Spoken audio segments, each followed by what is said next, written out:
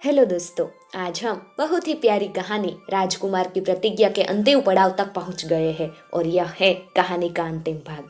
यदि दोस्तों अभी तक आपने अगले वीडियोस को नहीं देखा तो उसकी लिंक मैंने डिस्क्रिप्शन बॉक्स में दे दी है। यह भाग सुनने से पहले वह वीडियोस जरूर देख लीजिएगा ताकि आपको यह कहानी का अंतिम भाग बहुत ही रोचक, दिलचस्प और रोचक लगे। तो चलिए शुरू करते हैं कहानी का अंतिम भाग।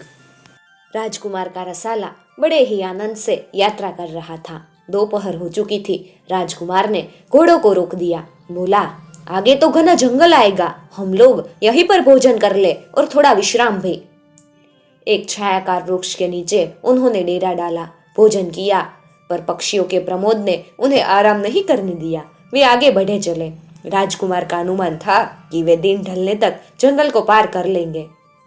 कुछ ही कदम पर चलने पर जंगल शुरू हो गया। जाते समय वहां के घोर अंधियारे में हाथ को हाथ नहीं सूझता था, दम घुटता था। बस इस समय तो उसके पास प्रकाश की अद्भुत किरणें थी। पद्मिनी ने ऐसा दृश्य पहले कभी नहीं देखा था, पर वह उससे भयभीत नहीं हुई। राजकुमार जिस गीत को गा रहा था, प्यार से बढ़कर जगत में और क्या है, नेह का नाता न हो तो जिंदगी का अर्थ क्या है, वही कड़ियों को अपने कोमल स्वर से दोहराने लगी। अब उसे सुनने की बारी राजकुमार की थी। उसका रोम रोम पुलकित होता रहा। व्यक्ति का सबसे बड़ा बल आत्मबल होता है, वह उसमें भरपूर था। राजकुमार को याद आया कि जाते समय उन्हें इस जंगल में एक बाघ मिला था, जिसका उसके साथी ने बिजली की गति से घोड़ों को कूदकर उसका काम तमाम कर दिया था। पर उससे वह घटना जानबूझकर पद्मिनी को सुनाई नहीं। सूखे धरती पर पड़े पत्तों के जब घोड़ों की टापें टकराती थी, तब ऐसा लगता था कि कोई खूंखार जानवर आया, पर उस दिन एक छोटा जानवर भी उन्हें नहीं मिला। पद्मिनी को पता चला कि शेर, चित्ते, भेड़िए, जंगली सुअर घने वनों में बड़े आनंद से रहते हैं। उसकी इच्छा ऐसे जानवरों को देखने की थी, पर एक भी जानवर नहीं आया। पद्मिनी को बड़ी निराशा हुई। जंगल पार हुआ, दिन ढलने को था। राजकुमार को अब भी अपना और वचन पूरा करना था। वह बाग अधिक दूर नहीं था। वे लोग तेजी से आगे बढ़ते चले। पद्मिनी को राजकुमार ने उस रात की दास्तान बड़े रस पूर्वक सुना दी थी। पद्मिनी का मन वहां पहुंचने को बड़ा आतुर हो रहा था। थोड़ा आगे बढ़ने पर उन्हें बाग का विशाल फाटक दिखाई देने लगा। राजकुमार ने संकेत से पद्मिनी को बता दिया कि वह यही बाग है। फाटक पहले की तरह ही खुला था। उनके अंदर घुसते ही वह बंद हो गया, पर आज राजकुमार को पिछली बार की तरह पेड़ पर छिपकर नहीं बैठना पड़ा। वे सब मजे से खड़े खड़े परियों के नजारे देखते रहे। राजकुमारी जब सिंहासन पर आसीन हुई तो राजकुमार अपने आप पद्मिनी और दोनों अन्य सुंदरियों को लेकर उनके पास खड़ा हुआ। उन्हें देखकर राजकुमारी परी का रोम रोम हर्षित हो उठा। अब वह उसके लिए कोई अजनबी राजकुमारी नहीं थी, उसके जीवन का एक अंग था। राजकुमारी ने पद्मिनी को तत्काल पहचान लिया और बोली, पद्मिनी बहन, तुम मेरे पास आ जाओ। इतना कहकर वह सिंहासन से उठी और बड़े प्यार से हाथ पकड़कर उसे अपने पास बिठा लिया। इसी बीच राजकुमार ने दूसरी राजकुमारियों का भी परिचय दिया। राजकुमारी ने उनका भी स्वागत किया। वह बाग अब विशेष मेहमानों की उपस्थिति में कई गुना जगमगा उठा। राजकुमारी ने उनके ठहरने की व्यवस्था कर दी। उससे राजकुमार से कहा, मुझसे मिलने और मुझे विदा लेने के लिए मेरी सखिया बहुत आतुर है। कल वे सब यहाँ इकट्ठी होगी, परसों हम लोग यहाँ से प्रस्थान कर देंगे। राजकुमार ने बड़ी प्रसन्नता से इस प्रस्ताव को स्वीकार कर लिया। अगले ही दिन उस बाग की शोभा देखते ही बनती थी। दूर पास की छोटी बड़ी सारी परियां वहां इकट्ठी हो गई। उन्हें देखकर लगता था कि इंद्रलोक धरती पर उतर आया। सबके हृदय उमंग से भरे थे। राजकुमार ने सबका मन मोह लिया था और पद्मिनी ने तो जैसे सब पर जादू कर दिया था। उसके सौंदर्य को देखकर परियों की गर्दन नीची हो गई थी। पद्मिनी उनके बीच आमोद भरी मुद्रा में घूम रही थी। उसके जीवन में अब पूरी तरह नया मोड़ आ गया था। वह रात और अगला दिन उनका बड़े आनंद से बीता। परियों की राजकुमारी का विशाल परिवार वहां जमा हो गया था। उन्होंने मेहमानों का नाना प्रकार के मूल्यवान उपहार देकर स्वागत किया। राजकुमारी परी के माता पिता भी आ गए। वे जिस लोक के स्वामी थे, वहां की प्रजा भी अपनी प्यारी राजकुमारी को विदा देने के लिए उमड़ पड़ी। जिसने उस समारोह को देखा वह धन्य हो गया। तीसरे दिन उन्होंने वहां से विदा ली। राजकुमारी परी के पिता ने विदाई के समय राजकुमार को अंक में भर दिया। उनकी आंखों से कई बूंदें टपक पड़ी। ममता केवल नृत्यलोक में ही नहीं थी, ब्रह्मांड के सभी लोगों में मोह ममता के सागर लहराते हैं। सच यह है कि बिना प्यार ममता के कोई रह ही नहीं सकता।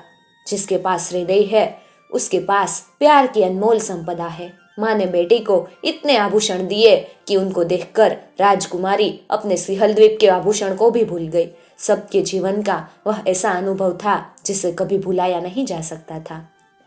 अब उन लोगों ने राजगढ़ की ओर प्रस्थान किया। जब राजकुमार वजीर के लड़के के साथ वहां से चला था, उनका मन तरह तरह की आशंकाओं से भरा था। सिंहल द्वीप का जो चित्र उसके सामने आया था वह किसी भी साहसी के दिल को दहला सकता था, किंतु राजकुमार तो प्रतिज्ञाबद्ध था।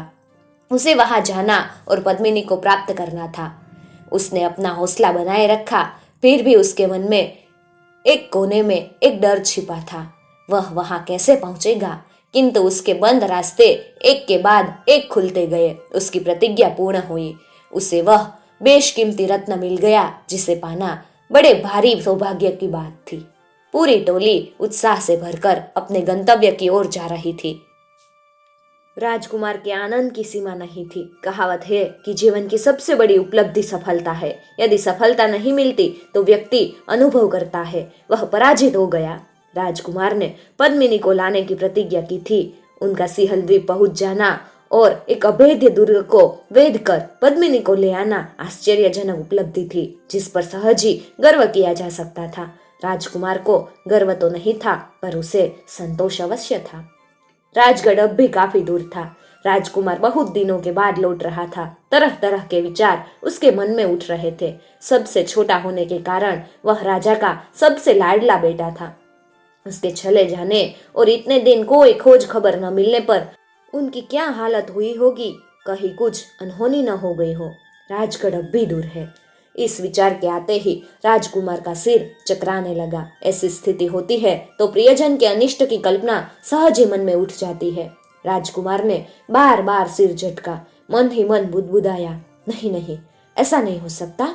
उसके पिता सकुशल है। जिस भाभी के कारण उसे इतने दिन का देश निकाल मिला था वह भी सानंद होगी। उसके मन में उनके प्रति आक्रोश शांत हो गया था। कृतज्ञता का भाव उमड़ आया था। आखिर उन्हीं के उपालब्ध से उसे पद्मिनी जैसी गुणवंती और रूपवती नारी रत्न उपहार मिला था। राजकुमार को विचारमग्न देखकर पद्मिनी ने मुस्कुराकर पूछा, क्यों, क्या सोच रहे हो? अब तो तुम्हारा मन चाहा हो गया, सपना साकार हो गया, कोई हैरानी है क्या? राजकुमार अपने में लौट आया और बोला, अब मुझे कोई हैरानी नहीं है पद्मिनी। आदमी के सामने विषाद हो या हर्ष, वह विचारों में डूब जाता है। मेरा मन भी पिता के लंबे बीचों की कल्पना से कुछ दुखी हो उठा था, पर अब तो मेरे अंदर आनंद का सागर लहरा रहा है। तुम मिल गई, मैं धन्य हो गया। पद्मिनी राजकुमार के अंदर से निकले उद्गार को सुनकर विभोर हो उठी और बोली, माता पिता की याद तो मुझे भी सता रही है, किंतु जो सौभाग्य मुझे मिला है उसे न सराहूं तो मुझसे बढ़कर कृतज्ञ कौन होगा। कहते कहते पद्मिनी की आंखें चमक उठी, चेहरा आभा मंडित हो उठा। उसके भावों को ताड़कर राजकुमार अभिभूत हो गया। बोला, पद्मिनी, तुमसे कई अधिक भाग्य की सराहना मुझे करनी चाहिए। तुम्हें कोई भी राजकुमार मिल सकता था, पर पद्मिनी तो हर किसी के भाग्य में नहीं होती ना। राजकुमार और पद्मिनी दोनों ही सब प्रकार के भार से मुक्त हो गए। उनके सामने अब भावी जीवन के मधुर सपने थे।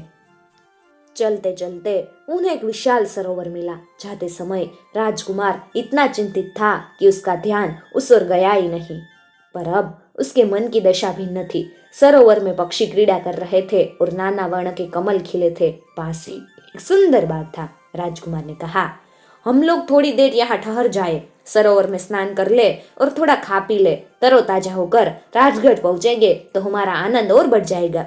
राजकुमार के इस प्रस्ताव को पद्मिनी ने ही नहीं, सबने स्वीकार किया और वे वहां रुक गए।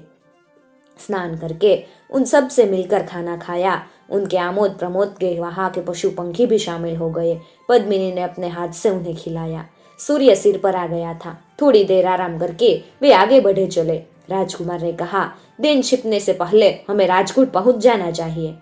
रास्ते में खेत खलिहान कभी कभी उनका ध्यान खींच लेते थे। एक जगह झाड़ियों से घिरे मैदान में हिरण और उनके शाकस उछल कुदल कर देख रहे थे। पद्मिनी को वे बड़े अच्छे लगे। उसने राजकुमार से कहा, एक हिरण को हम साथ क्यों नहीं रख सकते? देखो कितने आकर्षक है। राजकुमार ने हंसकर कहा, नहीं, मैं ऐसा नहीं करूंगा, मुझे अपनी सीता नहीं खोनी। पद्मिनी हंस पड़ी। वह सीता हरण की कहानी पहले भी सुन चुकी थी। नहीं, मैं नहीं चाहूंगी। कितनी साधना के बाद तो हम लोग मिल पाए हैं। थोड़ी देर में राजगढ़ की सीमा आ गई। सब रोमांचित हो उठे। वहां पर स्वयं राजा उपस्थित थे। सारी प्रजा उपस्थित थी। उन्होंने सारी टोली का स्वागत किया। पिता पुत्र का जब मिलन हुआ तो मारे खुशी के उनकी आंखों से आंसू निकल पड़े। राजा को अपना खोया बेटा मिल गया था और बेटे को उस पर प्यार बरसाते पिता। गाजे बाजे के साथ सबने नगर प्रवेश किया। सजी धजी नगरी बाह फैलाकर उनका अभिनंदन कर रही थी। मकानों की छतों और सज्जों पर खड़ी स्त्रियां और बच्चे उन पर फूलों की वर्षा कर रहे थे। महल में रानियां उनकी आरती उतारने के लिए आतुर हो रही थी। बड़े उल्लास से राजकुमार ने अपनी वाग्दत्ताओं के साथ महल में पैर रखा। आरती के मंद मंद प्रकाश और अगरू की महक से महल की शोभा में चार चांद लग गए। थोड़ी देर में राज दरबार खचाखच भर गया। प्रजा भी अपने राजसी मेहमानों का स्वागत करना चाहती थी। राजकुमार अब चारों राजकुमारियों के साथ वहां आया तो प्रजा ने उनसे प्यार दुलार से उन्हें सरोभर कर दिया। छोटे राजकुमार के बिना जो राज दरबार सोना पड़ा था फिर जगमगा उठा। राज दरबार में राजकुमार तथा राजकुमारियों का स्वागत महल को देखकर सारी राजकुमारियों को अपने अपने महल क्षण भर के लिए याद आए जिन्हें वे पीछे छोड़ आई थी। तब भी उन्हें ध्यान आया कि जब उन महलों से उनका सरोवर क्या है, वे अब राजकुमार से रिश्ता जुड़ जाने पर पराये हो गए हैं। छोटे भाभी को राजकुमार के सामने आने में थोड़ा संकोच हो रहा था। मिलने जुलने के अवकाश मिलने पर राजकुमार स्वयं भाभी के कक्ष में गया और उनके पैर छूकर आशीर्वाद मांगा। दोनों की आंखें बहने लगी। भाभी कुछ कहे कि सुने उससे पहले ही राजकुमार ने कहा, भाभी, मैं तुम्हारा एहसान कभी नहीं भूल सकूंगा। यदि तुमने मुझे उलहना न दिया होता तो यह हीरे सी राजकुमारियां कैसे मिलती? भाभी के मुंह से बस इतना ही निकला, तुमने पद्मिनी को लाकर महल को जगमगा दिया। शुभ मुहूर्त देखकर राजकुमार के विवाह की तैयारियां की गई। बड़ी धामधूम से विवाह हुआ।